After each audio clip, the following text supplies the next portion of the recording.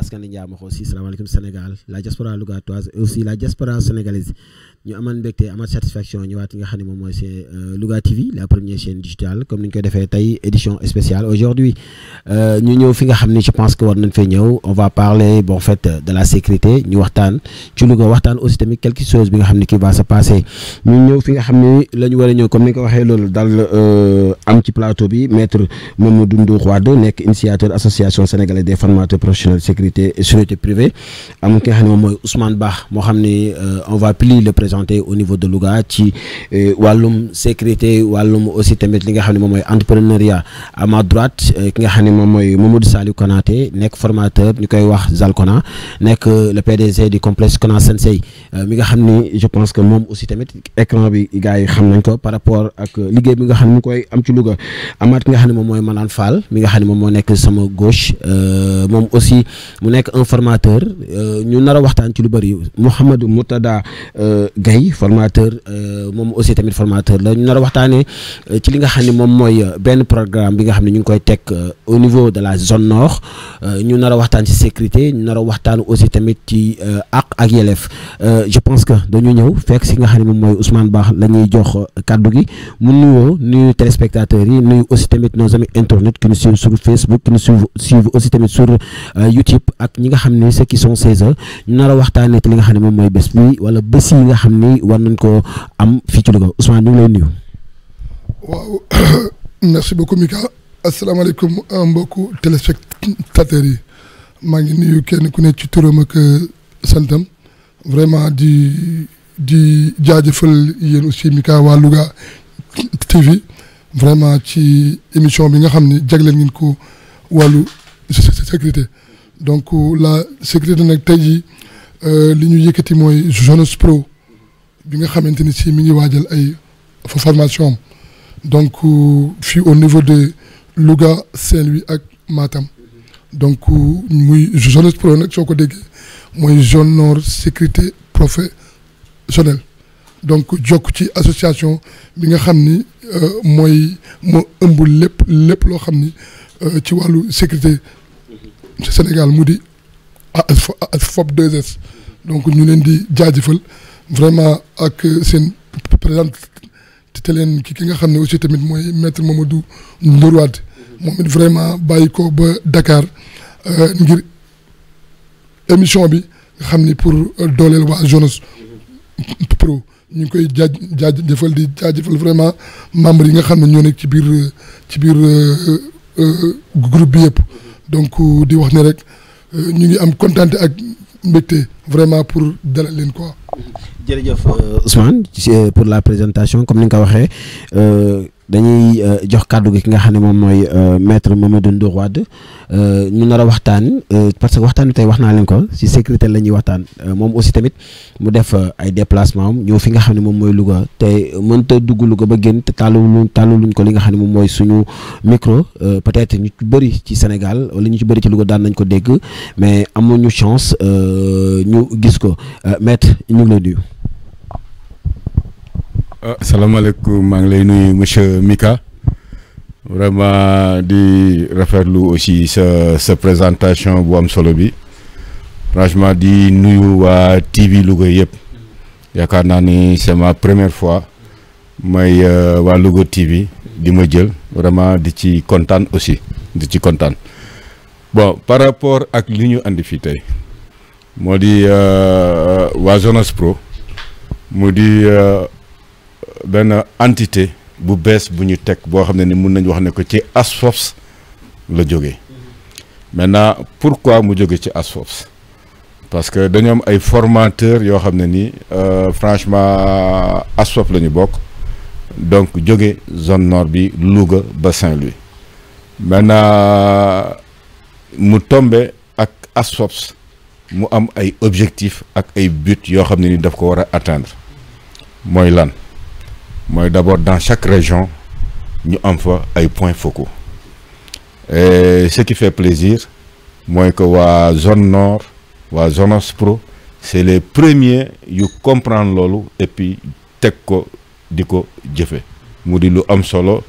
pour ASFOFS mu di lu am solo pour sécurité privée bu Sénégal di remercier le président Ousmane Ba mi ñu fi fekk bi nga xam ne nii qui nous a moom a accueillir di nuyu le grand Kona Sensei vraiment di nuyu le grand Manam Fall comme ni nga ko waxee di nuyu aussi monsieur Mourtada. Donc pour ñëw ci formation bi wax naa la sànq ay objectifs ak ay buts yu ñu am par rapport à la sécurité privée du Sénégal, particulièrement la protection rapprochée. mooy lan mooy formation bi day doon formation boo xam ne nii du formation yi nga xam ne yu ñu tàmm di gis la parce que pourquoi ASFOF ñëw ba ñuy former ay formateurs c'est parce que y avait un problème bu fi nekk boo xam ne ni un problème de formateur et de formation. Alors bi ASFOF ñëwee andi loolu ba ñuy comprendre loolu ba ñëw seen zone teg ko mais alors ñu leen xamal ne que objectif mooy lan pourquoi ces 3 formations parce que ñetti formation la yoo xam ne nii benn bi mu ngi Dakar benn bi mu ngi dans la banlieue de Dakar benn bi mu ngi pour une première fois à Louga mu di Louga Saint-Louis ak Matam loolu yëpp c'est pour répondre à des objectifs mooy lan mooy apporter andi ay changements yu structurés dans le milieu de la sécurité privée particulièrement la protection rapprochée bu ñu andee ay ces connaissances structurées ba nga xam ne nii ku ci nekk centre bu ci nekk on va parler le même langage li ngay jàng Dakar moom ngay jàng Louga li ngay jàng Saint-Louis moom ngay jàng Casamance pour que képp kuy def protection rapprochée ñuy wax benn langage loolu mooy benn ñaareel bi mooy ñu renforcer les capacités opérationnelles ak les connaissances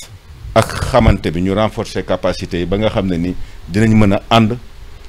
waxandoo même langage liggéeyandoo ensemble loolu mooy ñaar beneen bi mooy aussi ñu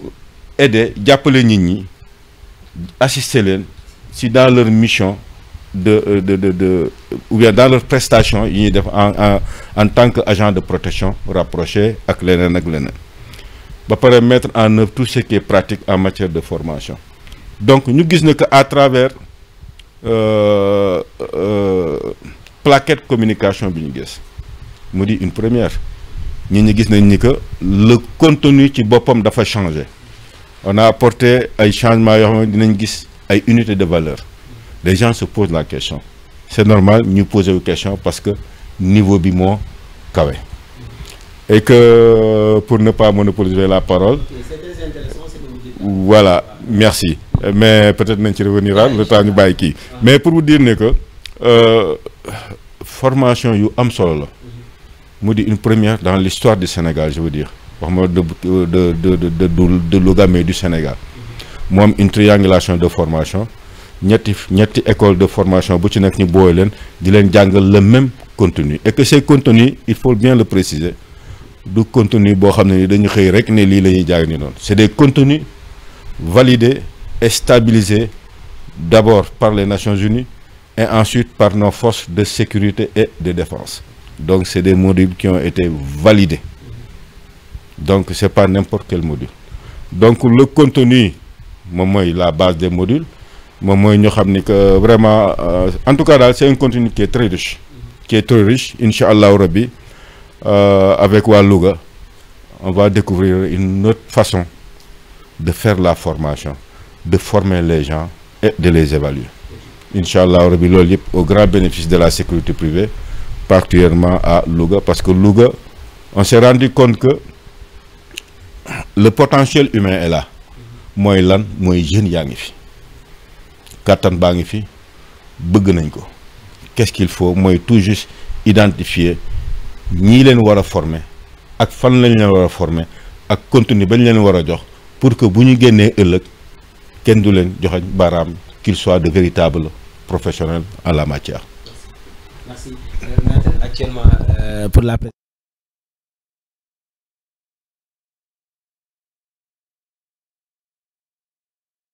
bi à ma droite Mamadou Salih Konaté moom aussi c'est un formateur c'est le PDG du complexe Kona Sensei mu nga xam ne moom il fait partie de ces formateurs parce que nañ koy wax avant ci li nga xam ne moom mooy ñuy initier formation bi moom am na gisoon nañ lu bëri muy former li nga xam ne moom mooy ay ndawam ci li nga xam ne moom mooy la sécurité Mamadou Salih Konaté ñu ngi lay nuyu. voilà merci Mika maa ngi lay fay nuyoo di nuyu téléspectateurs yi nga xam ne ni ngi ñuy suivre ci Louga TV ak plateforme yi nga xam ne ni nga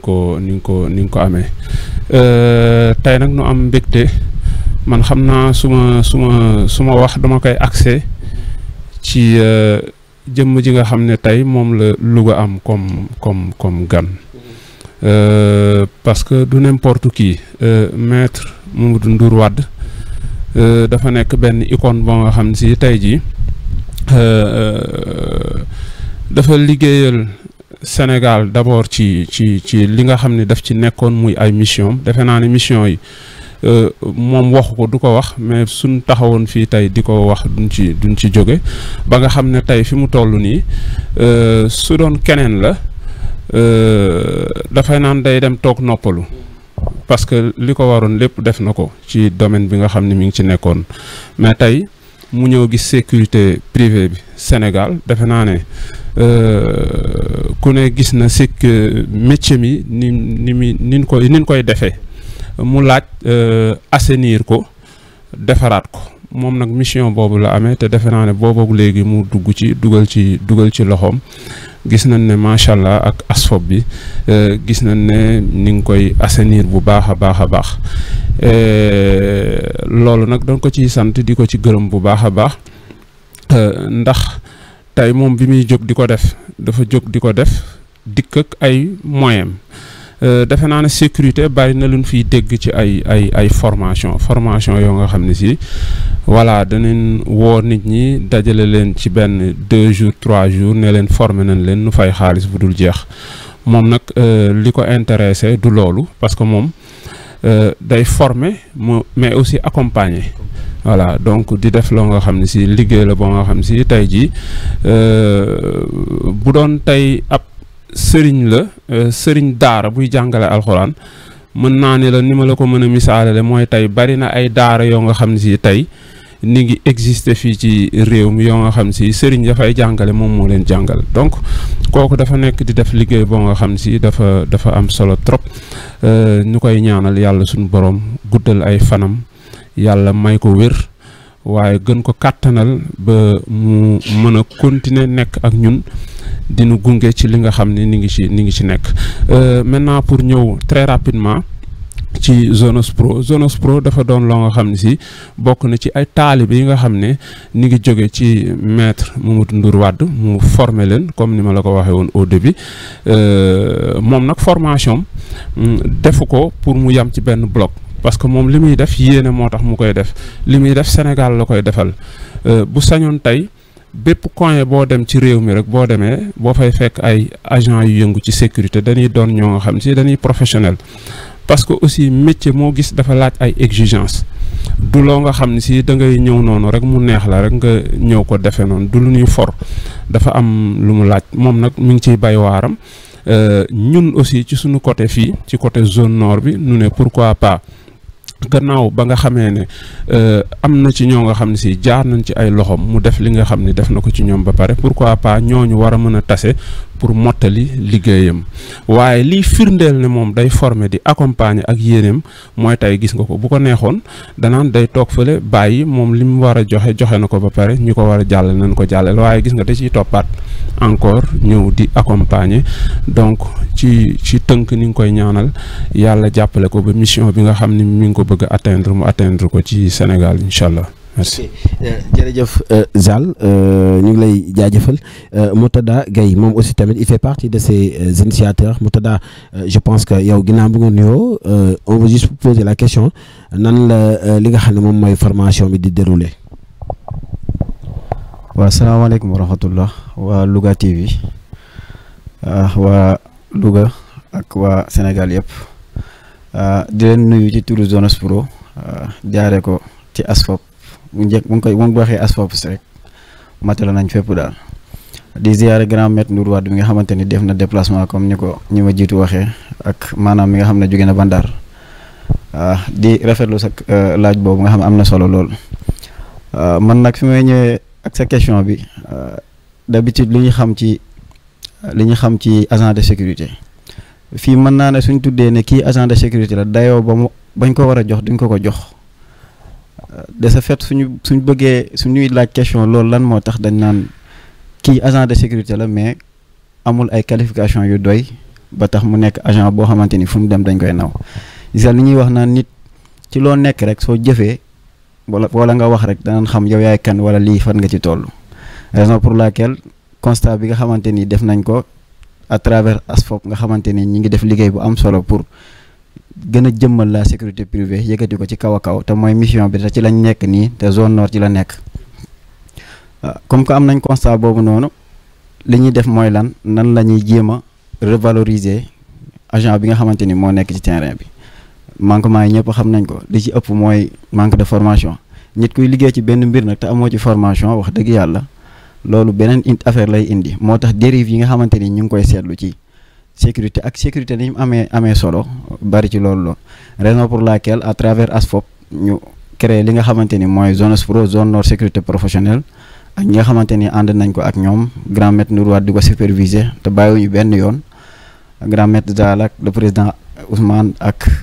Mahfous nga xamante ni tey waroon naa nekk ci mbooloo mi waaye ay xat-xat xaw ko tee ñu ngi koy ñaanal yàlla defal ko tawfeex de ce fait maam pour ñu assainir milieu bi pour ñu revaloriser agent bi li ñuy def mooy jox ko formation bu doy jox ko formation boo xamante ni lépp lu mu soxna pour métier bi mën a jaar yoon ñu jox ko comme outil bi nga xamante ni moom lay liggéeyee de ce fait ma xam ngeen sécurité dafa bëri ay pàcc am na vigile am na sécurité incendie bii nag ñu préféré suñ première promo ci formation en protection rapprochée garde du corps comme ni ñu koy waxee ñi nga xamante ni ñooy ànd ñooy def protection rapprochée loolu lan ñu organiser première promo bi xam naa maanaam dana ci gën a yaatal lan mooy li nga xamante ni daan ko war a former ñi nga xamante ni ñooy déroulé ci gàttal daal. jërëjëf Moutada ñu ngi lay jaajëfal di jox kàddu ki nga xam ne moom mooy Manam Fall mu présenté wu ñëw aussi tamit mu àggale ci li nga xam ne moom mooy léegi li nga xam ne déggoon nañ ko Moutada di ko wax. waaw salaamaaleykum merci beaucoup Mika maa ngi nuyu téléspectateur Louga TV yëpp ak toute la population lougatoise di jaajëfal le grand maître Ndour Wade ki nga xam ne tey moom mooy initiateur ASFOP nag c'est une association sénégalaise des formateurs professionnels privés en sûreté et sécurité bi nga xam ni objectif am mooy rassembler toute la crème de la protection rapprochée en particulier et de la sécurité privée sénégalaise ñuy xàccandoo di dóorandoo donc mu nekk koo xam ni dafa servir plus de 30 et quelques années ci unité spéciale bu gendarmerie ñu naan ko GIGN donc beneen bi si des il a eu à faire les Nations Unies comme UNPOL parce que ñu bëri naan Nations Unies ainsi de suite mais moom toutes ces formations sont validées par les Nations Unies bi mu jugee ci loolu bi mu jeexalee mënoon na toog dem di liggéey ci ambassades yi wala à l'étranger mu ne non man xam-xam bi su ma fi ñu jugee te séddalewu ma ko la sécurité privée kon su ma demee du ma taal yi moo waral mu xalaat ASFOP et puis ñu xamal ni dalal xelu sénégalais nii lépp lu muy teg jaarale na ko fi mu ko war a jaarale kon donc loolu dañ ko ciy remercier di ko jaajëfal bu baax ndax ginnaaw gis nañ 5 ans yi les 5 années yi ci jàll gisoon nañ ay dérives ci agent de protection rapproché yi mais alhamdulilah bi ASFOP ñëwee ba léegi gis nañ ci ay changements yu am solo beneen bi ci des ñuy nuyu maître Zal Sensé ku ne xam na ko ci Louga et puis mu bokk tamit ci formateurs yi ak monsieur Ousmane Ba moom tamit kenn ku ñuy représenté waa Louga ak sëñ Moutala Gaye Gayen bi bëgg ceeb donc ñun ñoo sos Zonos Pro mooy zone nord sécurité professionnelle di bànqaas boo xam ni tey ci ASFOP tamit la bokk ndax dafa am organisation boo xam noonu la ñuy doxee donc ASFOP dafa former ñu bëri ku ne am na ci lu muy yëngu bi loolu weesoo ñu ni comme que la sécurité privée dafa am ay problème te ñu bëgg a valoriser milieu bi assainir ko kon donc li ñu war a njëkk a def mooy di waxandoo le même langage et puis c'est la première fois au Sénégal des écoles de formation ci protection rapprochée amuloo les mêmes modules parce que ku ne xam na li fi nekkoon nañ waxante dëgg lu nit quantum horaire bi loo xam ne yow lu mu bon 3 mois wala 6 mois lañ la ci war a former mu nga ñëw ñu former la ci si ñaari fan jox la sa diplôme ni la demal moo indi dérive yi ndax nit boo koy jàngal da nga koy jàngal xam-xam mais jàngal ko xam-xam rek weesul de mais cadre juridique bi daf si am solo kon donc One Body Guard mi ngi def formation commencé na ko muy la triangulation et puis ak leadership sécurité le 8 novembre prochain moom mooy doon cérémonie d'ouverture am Zonos Pro incha allah le 15 novembre la ñuy def suñu cérémonie d'ouverture formation bi day durer du 15 au 18 janvier kon donc di la wax ni dañ toog xalaat ni mais la secteur privé pourquoi ngay former ni kii encaissé ko xaalisam jox ko diplôme koo xam dalee wóor ni mënu ko servir ginnaaw yàlla na biñ ñëwee ba teg loolu yëpp mu kii ñu focaliser wu nag ci mais la protection rapprochée doo xëy rek ñëw ni nit ki nii la ñuy def wala nii mais da nga koy jàngal métier bii ngay dugg lan la ci sa législation dëkk wax moo waral module yi ñuy def dafa am solo il faut ñu rappeler ko nit ñi parce que formation bi du ñëw rek génne arme embarquement débarquement sol costume jàdd dóor weq yooyu non balaa ñu lay former d'abord da ngay def théorie ci biir théorie boobu dafa am module yu am solo yu nekk ci formation yi muy cadre juridique droit et devoir d'un agent de protection rapproché ba tax na boo nekkee sur le terrain di nga xam yow fan la sa compétence yam ndax ñu bëri dañ ci am problème ak les forces de l'ordre suñ jugee ci loolu ci cadre juridique bi c'est trop vague am na droit et devoir am na la législation ci code pénal yooyu yëpp daf ci am solo ñu ñëw aussi tamit ci stratégie parce que module stratégique ku ne xam na ni formation dafa am ay stratégie yoo xam ne buñ la ko jàngalul mënoo ko tari sur le terrain ñu jógee foofu gestion de conflit lu am solo la parce que un agent de protection rapproché quand y a conflit su ko mënul gérer y a problème ku ne xam ne ce qui s'est passé à Saint-Louis kon donc loolu duñ ci dikkaat kon ñooñu buñ leen former woon une bonne formation loolu mën na bañ a ñàkk am et puis secourisme tactique d'urgence parce que agent de sécurité dafa war a complet en cas de pépin nga xam man kat nan laa war a mën a defee le secourisme yooyu yëpp daf ci am mu am module tactique parce que ku ne xam na ni la protection rapprochée c'est des choses yoo xam ni tactique daf ko laaj kon donc ak mu am aussi compétence opérationnelle kon donc ak gestion technique professionnelle loolu mooy module yi nga xam ni moom moo nekk ci biir formation bi et puis ñun duñu former rek jox la diplôme bàyyi la dafay am suivi voilà day am suivi parce que li nga xam ne moom lañ namm ci la zone nord muy Louga Matam Saint-Louis on va former la jeunesse ba pare encadrer leen suivre leen ba nga xam ne tey fu ñu taxaw wax ñu naw leen parce que la formation loolu moo jooy doon njariñam pour ne pas monopoliser la parole damay jam foofu ba après sama tour jotaat ñu mën a gën a yaatal incha allah merci beaucoup. Monsieur Manam Fall yow la ñuy Ousmane yow la ñuy joxaat kàddu gi maître wax na ko léegi nee na formation yi je pense que si je ne me trompe pas c'est la première fois ñu génne ko hors de Dakar le fait qu'on a choisi Louga mu war a accueillir li nga xam ne moom mooy la région de Louga Matam et aussi Saint-Louis qu'est-ce que loolu la lay def en plus de ça aussi tamit est-ce que matuwaay yi nga xam ne war ngeen ko mën a def pour que ngeen mën a am un bon déroulement de séance de formation pare ngeen ci. waaw Mika déroulé nga lu am solo donc soo gisee par exemple tey maître bu wax la sànq triangulation bi mooy que ni dafa am ñetti formation yoo xam ni dañu génn ci 2 ou 3 mois yi ñu war a former ñoom ñëpp ñu bokk les mêmes modules ñoom ñëpp génne fële laat fop donc liñ ci jàngal nag mooy que ni c'est la première fois que Louga ak Saint-Louis y a à l'époque 2008 amoon na fa benn formation bu fa defoon mais ba léegi kenn formeetu fa léegi nag Louga nag musul am formation protection rapprochée kon donc ñu boole Louga ak Saint-Louis ak Matam parce que c'est l'union fait la force donc pour que li ñuy def mu gën a am gëdd gën a am doole association nationale des formateurs nekk suñu ginnaaw ñoom tamit vraiment bàyyiwuñu fenn di ñu suivre est-ce que ñun formation yi pour lépp jaar yoon donc pare nañ ko lépp luñ ko war a pare lépp loo xam ne formation laaj na ko ci matériel pédagogie bu ñu war a teg ci matériel tactique bu ñu war a liggéey lépp mi ngi sur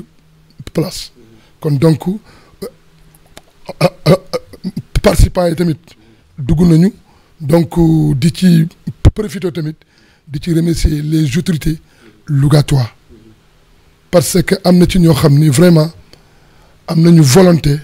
pour jàppale jeunes Louga yi mu di lan offre d'emploi boobu noonu bi ñu demee parce que dañu xam ni coût formation bi mënul yomb te jeunes yi daanaka bëgg nañu mais ñu ci bari mënuñu ñu jël suñu tànk dox ci ñi nga xam ni kat wax dëgg yàlla jeunesse su Louga ñor na leen wala boog bëgg nañu am ay jeunes yoo xam ni ñu ngi leen di jàppale lii nag jàppale boobu na ñu tuddee ko offre d'emploi ñu dem parce que tey boo ci dugalee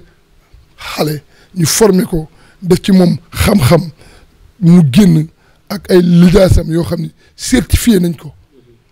mu génn pour mu am ci lu mu jàpp ci wàllu métier boobu day gën a yomb parce que un agent de sécurité la rek te amul justification loolu vraiment nga am certification day gën a yombal sa liggéey donc ñu cité ci rek ñaari nit ñoo xam ne vraiment mënuñu leen a ñàkk cité parce que jàppale gi ñu jàppale booy doomu Louga yi mu di kan Abdou Koumba Diop c'est un opérateur économique vraiment mu jël 10 booy def ci ñoo xam ni dafa ni da ngeen di yéenay tànn ñu leen neex man doomu Louga yëpp laa yemale. Djili aussi tamit la même chose Djili loolu la maire de Ngigidi la am nañu aussi tamit vraiment yeneen autorité yoo xam ni tamit promettre nañ ñu ni dina am ñu ci dugal ñu ngi leen di xaar mais li ñu mën a confirmer mooy ñaar ñooñu confirmer nañu donc di leen ci jaajëfal vraiment ci liggéey boobu ndax wane na ni vraiment tamit lépp ci biir Louga la te dañoo tànn jeunesse ci Louga dugal ci pour lan ëllëg ñu am seen métier bopp mën a liggéey jëriñ si seen bopp donc di wax ne rek vraiment programme moom li nga xam ni moom programme nañ ko lépp loo xam ne Jeunesse Pro war na ko def pour formation bi taxaw rek def nañ ko li ñu xaar mooy jours yi mu jot ñu def cérémonie d'ouverture bi woo ñëpp ñu war a woo ñu ñëw fekkee démarrer donc ci loolu la ñu toll quoi. Je pense que il a été trop clair nos autorités ñoo ngi leen ngeen jàpp ci parce que il a cité 2 autorités actuellement ñi nga xam ni commencé nañ cee jàpp à savoir le maire de Ngidila Djili Lo ak Abdou Koumba Diop y a d'autres personnes yi nga xam ne parce que wax nañ ko soo jàppale si ne sa bopp nga jàppale maître je vais pas m'attarder par rapport à ça wax nga qu'est-ce que cela vous fait le fait que vous formez des personnes des êtres humains des personnes nga former leen ba pare ñoom ils reviennent et devenir des formateurs nga ni ñoom parce que vous l'avez dit tantôt que ni première li nga xam ne moom mooy li génn Louga au-delà de Dakar et banlieue dakaroise vous l'avez fait Louga lañ ko def pour la zone nord Louga ak Matam ak Saint-Louis lan la lay def si former des personnes après ils deviennent des formateurs après nga ñëw di leen accompagner. Mais merci Mika toujours avec tes questions très pertinentes vraiment questions yu am solo donc suma présence fii rek wane na ko mooy lan ñii c'est des formateurs def nañ seen formation ASFO ba pare c'est des formateurs certifiés et confirmés donc boo gisee ma jógee Dakar ñëw ba fii pour assister parce que tey il faut dire réunion technique la woon réunion technique boobu moo ma jëlee Dakar ba fii pour ñëw superviser li ñu nekk di def parce que man xam nañ ma ci lépp lu muy yëngu en matière de formation day doon une formation complète sérieuse réaliste et adaptée moo tax ma ñëw pour xool ñoom fu ñu toll ak yan tànk la ñuy dox mais satisfaction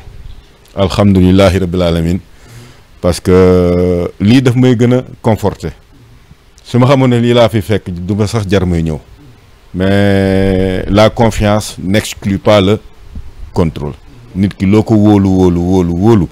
loo ko formé loo koy jàngal loo ko yar loo ko il faut ngay xool ndax li nga ko loo ko ndax mu ngi fa te ñu ngi fa moo tax man na su ma yëgoon j'allais même pas me déplacer mais nag jar na ko parce que gis naa ne que lépp lu ma yaakaaroon ci ñoom alhamdulilahi rabbil alamin donc mat na pour revenir d'abord ci cette formation là li ñuy wax dans notre jargon professionnel mooy cette formation répond aux normes SMART spécifique, mesurable, atteignable, réalisable et temporairement défini. Donc je peux dire que la préparation et la formation de cette formation est déjà validée parce que répond à une norme SMART en matière de formation. Maintenant, l'idée, ce jour, nous faisons que total ko. Vraiment. waxuma la waa Louga mais waa Sénégal ak côté nord dinañ gis loo xam ne ni en tout cas lu am solo la parce que lépp rek ñëwuñu pour ut ci xaalis ou quoi que ce soit man bi di wax ak yow xaw ma sax formation yi coût bi ñaata la pour vous dire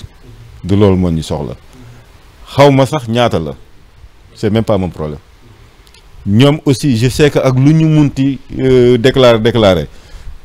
ça n'a rien à voir avec li ñu waroon a laaj parce que dama leen di xam nañ ni que man je fais du social te ñii ku leen dégg ay Maître Konaté le complexe Sensei Konaté de Louga Ousmane Ba ñi ñëpp maanaam ba Saint-Louis ku leen gis mais social ngay njëkk a gis donc on fait du social tout en apportant benn changement positif pas un changement négatif un changement très positif dans ce milieu de la sécurité privée wax nañ ne que c'est la première fois par exemple à Louga ou bien Saint-Louis gëj na fa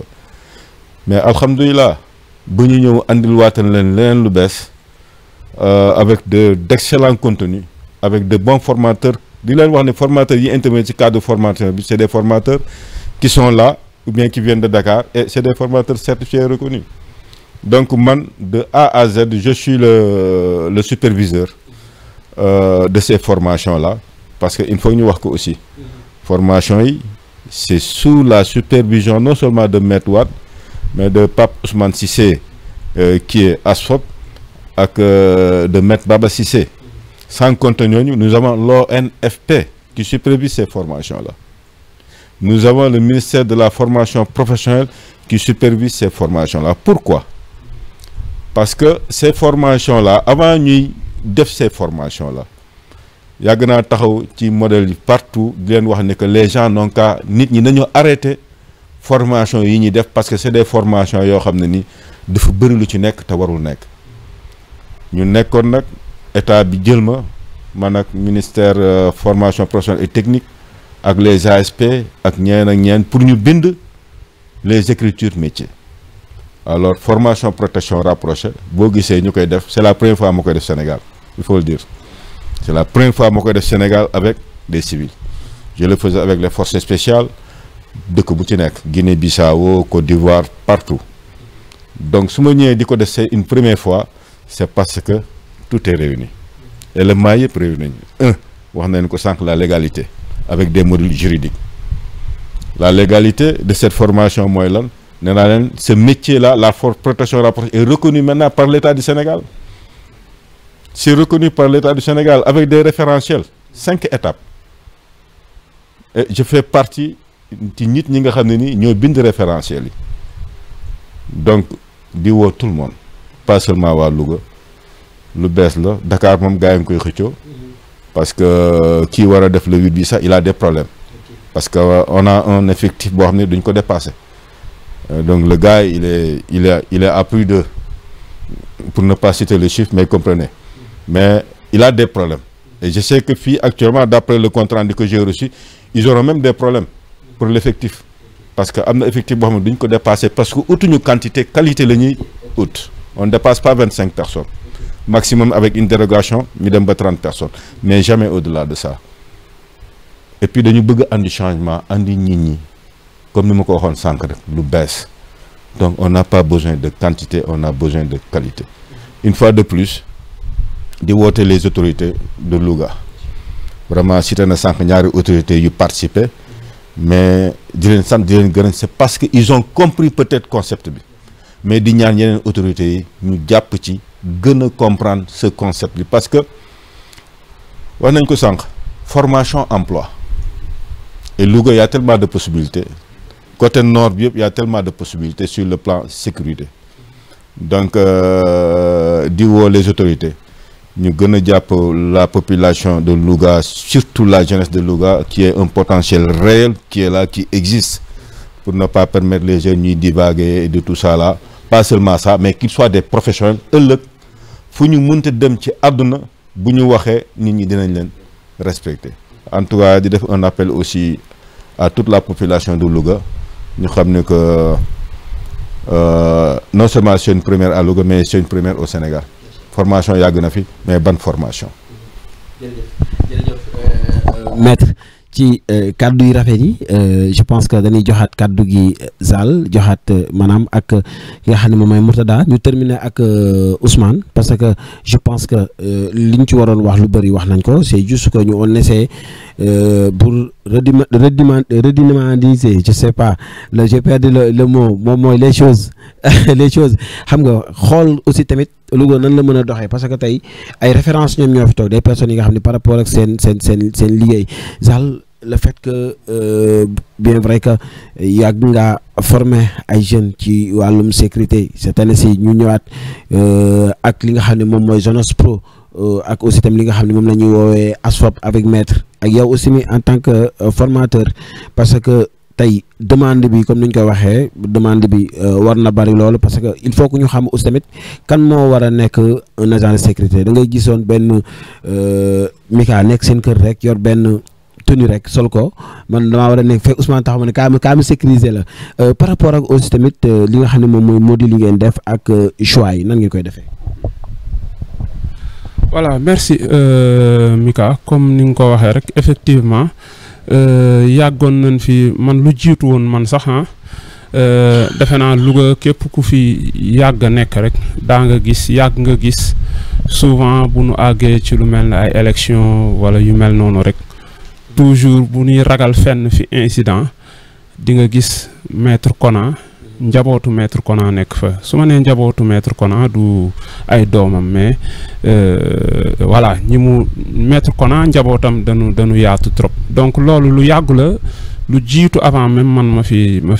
nekk waxuma man sax mais Ousmane Ba rek defe naa ci domaine sécurité Ousmane yàgg na ci trop nu xam ko fii ak ay autorités yoo nga xam ni si ni nga ko joxoon benn confiance boo nga xam ni si benn confiance bu jéggi dayoo confiance boobu nag soo ko gisee rek c'est parce que professionnel na ci li muy def wuyu na critères yi naka noonu gars yi Mourtada mi muy maanaam mi boo waxtaan ak ñoom même soo leen miinantewul ak ñoom yàggoo ak ñoom aussi li wolof di wax toujours ne kubéer du xeeñ li biteel ba def voilà donc loolu la quoi donc buñ ci nekkee ñun di jógo ko daanu di ci taqale tey nu gis benn monument koo nga xam ne si icône la ci domaine bi ñëw taxaw pour assainir secteur bi defaraat ko parce que sécurité aussi dafa am solo sécurité man jàpp naa ne parce que sécurité nit ki benn doomu aadama bi yow sa bopp sax même boo dul autorité doo dara da nga soxla sécurité ci sa bopp kenn ku ci nekk sa kër soxla nga sécurité bi ci sa biir kër sunu ay quartier soxla nañu sécurité ci sunu ay quartier sunu réew aussi dañu soxla sécurité ci sunu ay réew xoolal tey événement moo xam muy événement religieux moo xam muy événement bu mu mën a doon booy organiser ak loo ca mën a def même bu doon ay milliards yoo ca def bu amul sécurité bu baax objectif ya nga ca am doo ko atteindre donc sécurité mooy commencer waaye mooy mujj mënul ñàkk ci dara loo mën a def investissement bu mu mën a doon tey bu fekkee ne objectif ya bëgg nga ko ci atteindre sécurité mooy li nga xam ni mënu ci ñàkk donc dafay loo nga xam ne si lu mënul ñàkk la mais beneen côté aussi ku ne xam ne tey ñun suñu réew yi chômage sonal nañu trop xale yi ni ngi fi di sport di entraîner di nekk ci yeneen ak yeneen macha allah physiquement ñu baax mais aussi ci seeni xel aussi ñu baax mais tey jii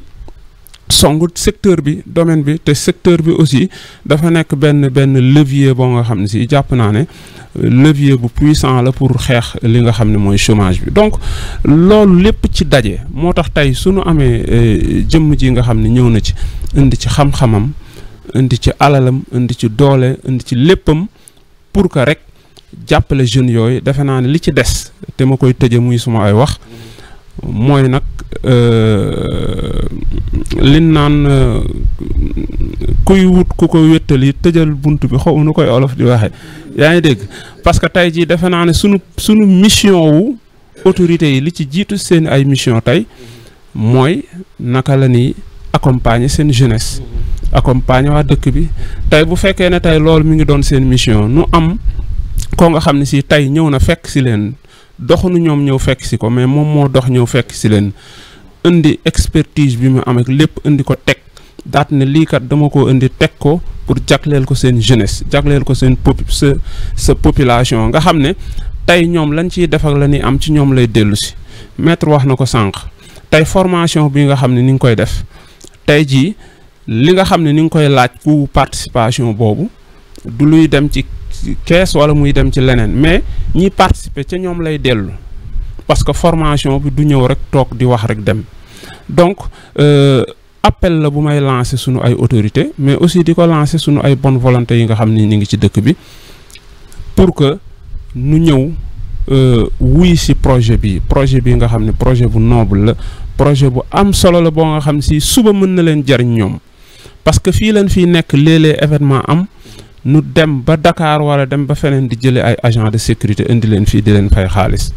kon tey jii xale yi nga xam ne taxaw nañ fas yéene tàggatu bu leen jàppalee ñëw accompagner leen nu tàggatu bi ñuy tàggatu bu subaa ëllëg ñoom la ñuy dellu si waat jariñ leen merci. jërëjëf Mamadou Saliou Konaté Mourtada dégg na ki nga xam ne moom mooy Ousmane Maître ak ki nga xam ne moom mooy Zal tey inscription yi fan la toll ak pour bëgg inscrire nan ngay def foofu loolu la question yi laa lay laaj quoi. waaw jërëjëf ci question bi am solo bi laaj nga ko ki nga war a laaj parce que man lañ dénk xaas bi waaye bu leen jëru ngeen may xàmmee xaar ma nëbbatu sax parce que gars yi moom yaakaar naa suñ ne diwoo yor xaalis rek dañuy yaakaar ne man nga koo jéem a kar ak yooyu waaye ma wax gars yi ne vidéo yi daal vidéo yi waaw formation bi comme ni ko grand maître waxee ak grand maître daal c'est pas xaalis moo ñu amal yitte wala amal solo daal c'est-à-dire li ñu xam à travers ASFOP mooy suñu la jëlee comme apprenant dañ lay teg ci ay conditions yu baax yu jàppandi yoo xam ne maam li ñu amal solo mooy yow mi ñuy former connaissance bi ñu lay jox nga mën ko jàpp bu baax moo tax dañ lay teg ci ay conditions yu baax moo tax mën naa ne xaalis bi ngay joxe yëpp ci yow lay delluwaat lenn la sa habillement lay dem yeneen yi inscription bi la leneen li dañ lay jël en charge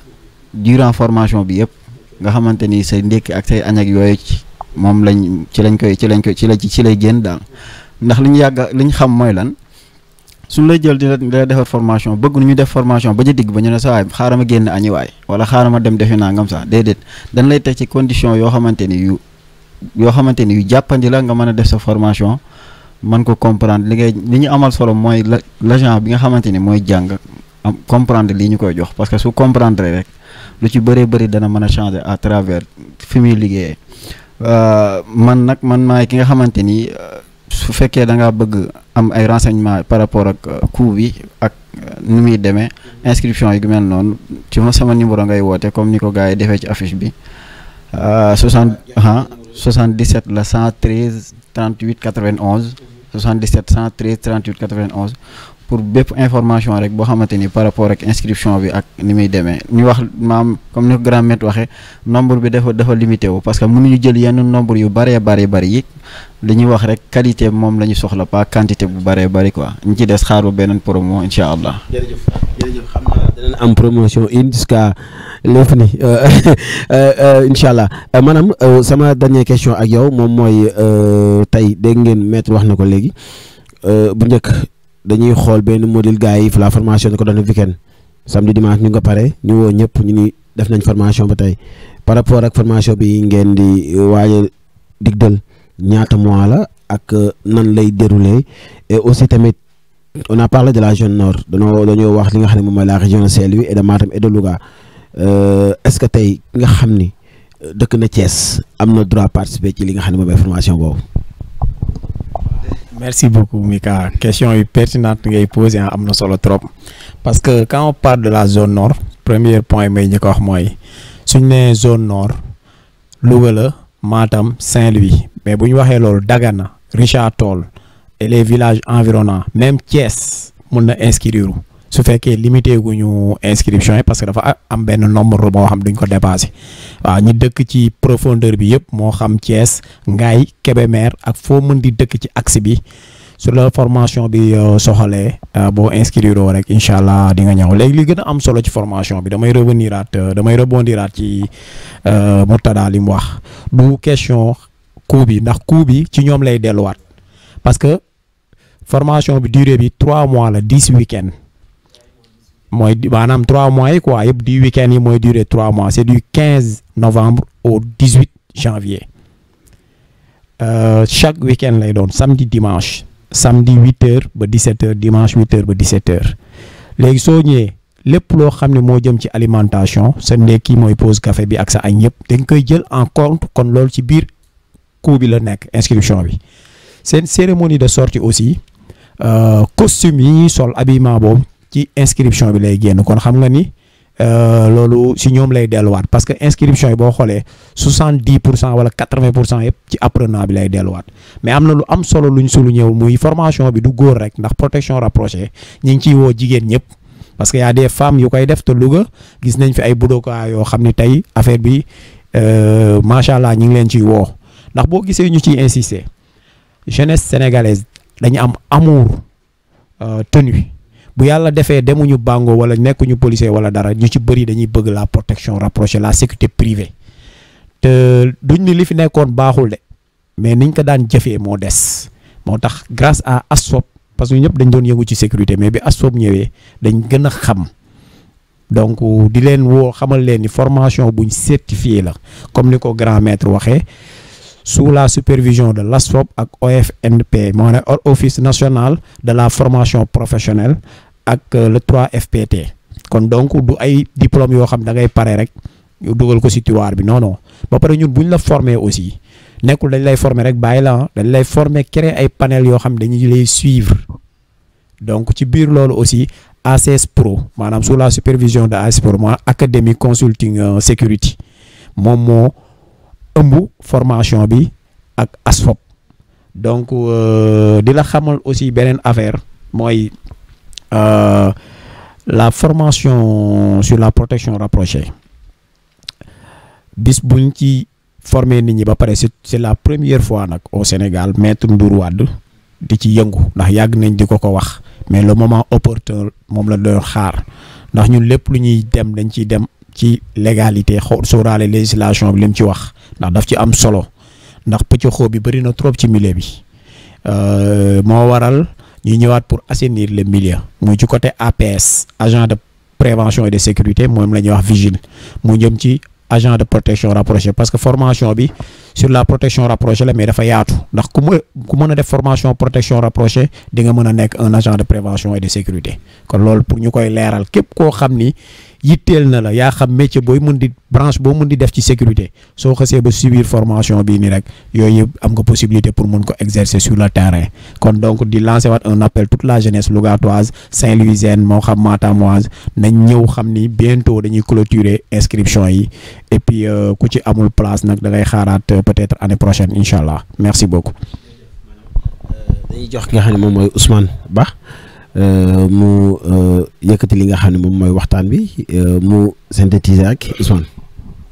waaw Mika sànq da nga posé kii question bu am solo mu di est-ce que ku nekk Thiès wala ku nekk Dakar wala ku nekk ci yeneen bërëb yi mën na bokk mais sànq dañu ne la c'est la triangulation que ñun am na ñu woo ñu nekk Dakar ñu nekk Thiès mais dañ leen a orienté ci yeneen yi nga xam ni ñoom leen gën a jege parce que ñun ñëpp benn la benn concept la benn langage la benn kii la ñun ñëpp a bokk fu ñu génne képp koo xamante ni ci woo nga ñu waa Dakar yi tamit boo nekkee boor bi boo leen wooyee ñu yebal la fii ñun ñi nga xam ne ñoo nekk booru Thiès booru kii yooyu boo leen boo ñu wooyee dañ la yebal fële pour wal ne la rek li fi am musul am mooy que ñun ñëpp ñu xàccandoo dóorandoo bokk ndey bokk baay donc loolu moo lay wan ni affaire yi changé na mbir yi changé na bu njëkk kenn ku ne da nga nekk sa ruq di formé nu la neex ñu yor say module bopp yor say mais module yi nga xamante ni ñun moom la ñuy formé ci concept bi ñu nekk ni incha allahu rabbi képp koo xamante ni si formé nañ la ci lu jaar yoon ci même module yooyu boo waxee ñu xam fi nga génne te loolu rek moo ci am solo bon di wax ne nag vraiment am nañu kontante ak mbégte ci vraiment concept bi nga xam ni moom la ñu Mamadou Ndour Wade indil muy loo xam ni ñun ku ne xam ni sécurité privée yàgg nañ ci man depuis 2002 ba léegi maa ngi koy def mais li ma gis ci ñoom ba tax ma wëlbatiku jàngiwaat ma xam te keneen ku ci dugg tamit soo demee di nga xam ne carrément la nga jàppoon ak li nga gis ak li nekk bokkul waaw dëgg du nunoo dara donc mbir mi nag bala ngay xam li ci biir ak li ci neex ak xam-xam bi da ngay ñëw bokk ci waaw ñu ci woo ñëpp nag amuñ ci xaaj ak seen ASFOP pour ASFOP Sénégal gi yëpp la ku bëgg ñëw bokk waaw. merci beaucoup merci li nga xam ne moom mooy Zonos Pro merci à Ousmane Ba maanaam ñu ngi lay jaajëfal Moutada le grand aussi Sali Konaté merci aussi à maître Mamadou Ndour Wade séjour bi je pense que gars yi nee nañ gàtt na mais neex na di la souhaiter aussi tamit bonne chance je pense que lépp li nga bëgg rek ci li nga xam ne moom mooy programme bi yàlla na ko yàlla suñu borom àggale te aussi tamit ñu ngi lay tàllal loxo ñu ne aussi la jeunesse lugatoise ñu ngi lay tàllal loxo di la wax aussi tamit bonne chance pour le reste di tàllalaal loxo aussi tamit les autorités lugatoises parce que tey suñu demee ba am ku mel ne maître Ndour Wade di accompagner suñu formateurs yi pour ñu mën a former la jeunesse de la zone nord ci li nga xam ne moom mooy wàllum li nga xam ne moom mooy sécurité privée ça nous fera du plaisir sécurité rapprochée ça nous fera du plaisir merci aussi des autorités citées parce que ñoom ñoo jot a ñëw